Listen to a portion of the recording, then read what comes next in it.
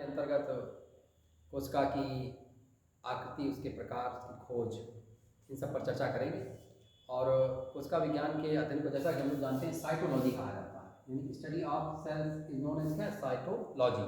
यानी कोशिका विज्ञान का अध्ययन क्या कहलाता है, साइटोलॉजी के नाम से जाना जाता है। और कोशिका की खोज सर्वप्रथम, ये कई परीक्षाओं पर रहा है, किसके द्वारा की गई, रॉबर्ट हुक। कोशिका की खोज सर्वप्रथम किसके द्वारा की गई, रॉबर्ट हुक के द्वारा की गई सन 1665 में। यानी कोशिका की खोज रॉबर्ट हुक के द्वारा 1665 में की गई है। परंतु यहाँ एक महत्वपूर्ण शब्द क्या है, यदि प्रश्न है कि सर्वप्रथम जीवित कोशिका की खोज, तो जीवित कोशिका की खोज सर्वप्रथम एंटोनी वान ल्यूवेनहॉक, जो फादर ऑफ बैक्टीरियोलॉजी हैं, यानी जिन्होंने जीवाणु की खोज की है, उनके द्वारा ही सर्वप्रथम जीवित कोशिका की खोज की गई है। यानी सर्वप्रथम जीवित कोशिका की खोज किसके द्वारा की गई है, एंटोनी वान ल्यूवेनहॉक। जबकि सर्वप्रथम कोशिका की खोज की गई है तो वो की गई है रॉबर्ट हुक के द्वारा। और जैसे रॉबर्ट हुक ने अपनी पुस्तक माइक्रोग्राफिया यानी रॉबर्ट हुक की पुस्तक का नाम क्या है, माइक्रोग्राफिया। रॉबर्ट हुक के द्वारा स्वयं बनाए गए सूक्ष्मदर्शी के माध्यम से कोशिका की खोज की गई है कार्य कोशिकाओं में। लेकिन महत्वपूर्ण शब्द की ये कोशिका कैसी है, मृत कोशिका। तो कोशिका के संदर्भ के 3 महत्वपूर्ण बिंदु, सर्वप्रथम कोशिका की खोज रॉबर्ट हुक के द्वारा की गई, सर्वप्रथम मृत कोशिका की खोज ये भी रॉबर्ट हुक के द्वारा की गई, और सन 1665 में ये खोज है जिसका वर्णन रॉबर्ट हुक ने अपनी पुस्तक माइक्रोग्राफिया में किया है। तो सबसे पहले जीवित कोशिका की खोज यानी फर्स्ट लिविंग सेल्स डिस्कवर्ड, तो बाई कौन है, एंटोनी वान ल्यूवेनहॉक, सर्वप्रथम जीवित कोशिका। और एंटोनी वान ल्यूवेनहॉक फादर ऑफ बैक्टीरियोलॉजी हैं, इन्होंने जीवाणु विज्ञान की भी क्या की है, जीवाणु की भी खोज की है। तो कोशिका की खोज के संदर्भ में हम लोगों ने जाना रॉबर्ट हुक महत्वपूर्ण है और ल्यूवेनहॉक का नाम महत्वपूर्ण है। और इसी प्रकार कोशिका सिद्धांत महत्वपूर्ण एक शब्द कोशिका के संदर्भ में, सेल थ्योरी यानी कोशिका सिद्धांत। तो कोशिका जो सिद्धांत है वो जर्मन के 2 वैज्ञानिकों, जिनमें एक कौन है, वनस्पति शास्त्री हैं जिनका नाम श्लाइडर है, और दूसरे जर्मन के जो वैज्ञानिक हैं जिनका नाम स्वान है।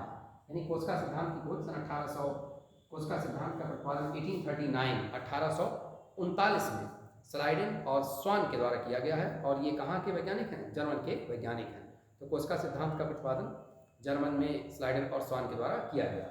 और यही कोशिका सिद्धांत के जो महत्वपूर्ण 4 बिंदु हैं, यदि उनके अंतर्गत हम लोग देखते हैं तो कोशिका सिद्धांत सर्वप्रथम ये वर्णित करता है कि प्रत्येक जीव का शरीर एक कोशिका या अनेक कोशिकाओं से मिलकर बना होता है। यानी जीव का शरीर एक कोशिका या अनेक कोशिका से मिलकर के बना होता है। यदि जीव का शरीर एक कोशिका से मिलकर बना होता है, जैसा कि हम लोगों ने एक शब्द सुना है, एक कोशिका से मिलकर बना, उसके शब्द क्या हुआ, एक कोशिकीय जीव। और यदि अनेक कोशिकाओं से मिलकर बना तो उसके शब्द क्या दिया गया, बहुकोषीय जीव। यानी एक कोषीय जीव और बहुकोषीय जीव, ये कोशिका सिद्धांत का प्रथम बिंदु है। दूसरा महत्वपूर्ण शब्द दिया इन्होंने कि प्रत्येक जीवधारी, प्रत्येक कोशिका अपने जैसी पूर्ववर्ती कोशिका से बनी होती है। यानी प्रत्येक कोशिका अपने जैसी पूर्ववर्ती कोशिका से बनी होती है। यानी जीव का शरीर एक कोषीय होता है या बहुकोषीय होता है, और प्रत्येक कोशिका अपने जैसी पूर्ववर्ती कोशिका से बनी होती है।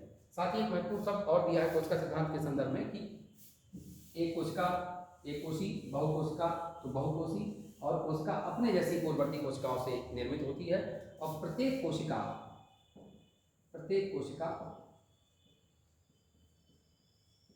जो जीवित है, तो जीवधारी के शरीर की जो जीवित कोशिकाएं हैं उनकी परस्पर जो अंतरक्रिया है, इसी के कारण जीव क्या रहता है, जीवित रहता है। यानी जीवधारियों की कोशिकाओं की परस्पर जो अंतरक्रिया है, इसी कारण ही जीव क्या रहते हैं, जीवित रहते हैं। तो एक कोशिकी बहुकोशिकी अवधारणा दी गई है। साथ ही में अवधारणा दी गई है कि जीवों की कोशिकाओं की पारस्परिक क्रियाओं के कारण ही जीवन संभव है। और जो कोशिकाएं बताई गई हैं हम लोगों की महत्वपूर्ण संदर्भ में, एक कोशिका और बहुकोशिका।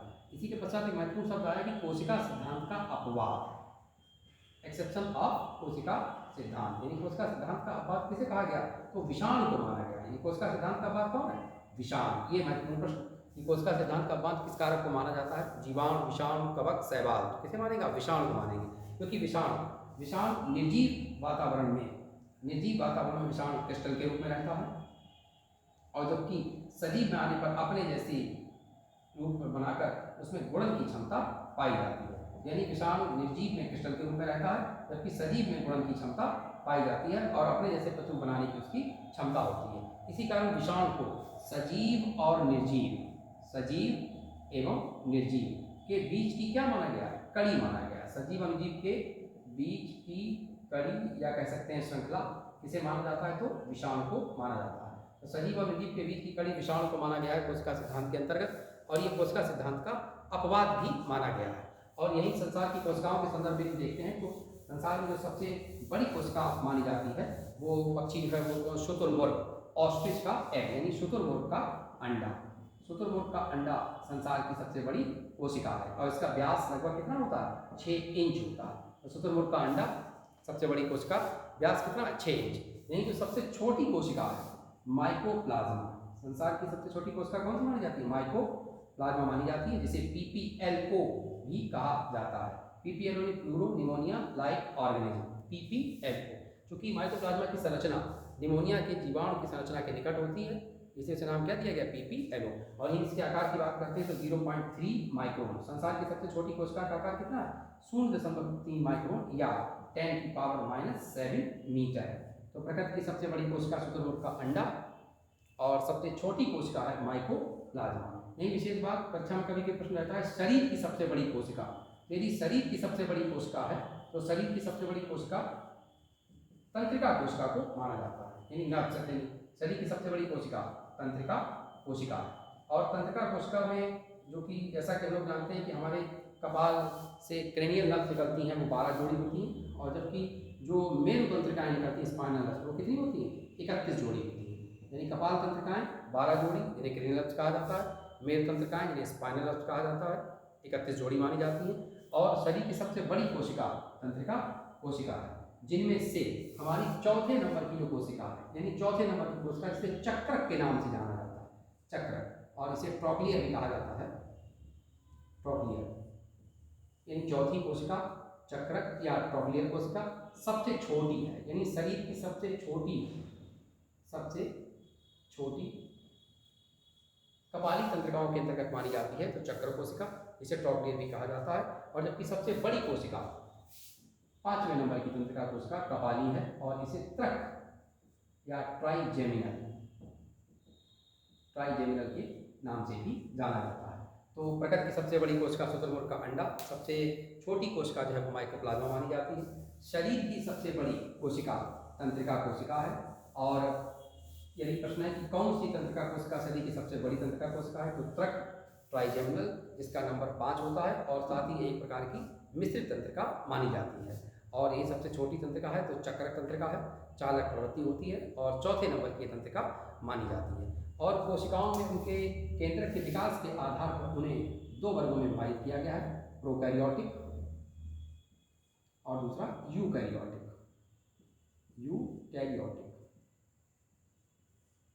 तो अगर प्रोकैरियोटिक को हम लोग देखते हैं तो प्रोकैरियोटिक वो होती है, प्रो मतलब प्रारंभिक, यानी जिन कैरियोटिक केंद्रक यानी जिनका केंद्रक प्रारंभिक है, जिन कोशिकाओं में अविकसित केंद्रक पाया जाता है।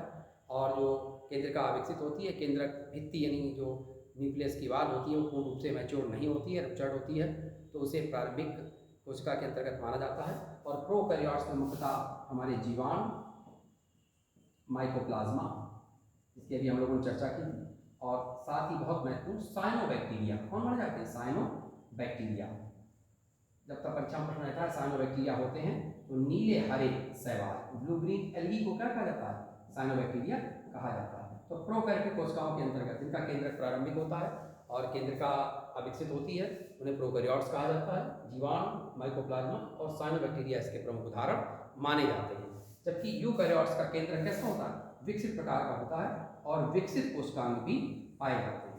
तो कोशिका सिद्धांत के अंतर्गत हम लोगों ने संक्षेप में ये जाना है कि कोशिका की जो खोज है वो रॉबर्ट हुक के द्वारा की गई है, जबकि कोशिका सिद्धांत का प्रतिपादन स्लाइडन और स्वान के द्वारा किया गया है।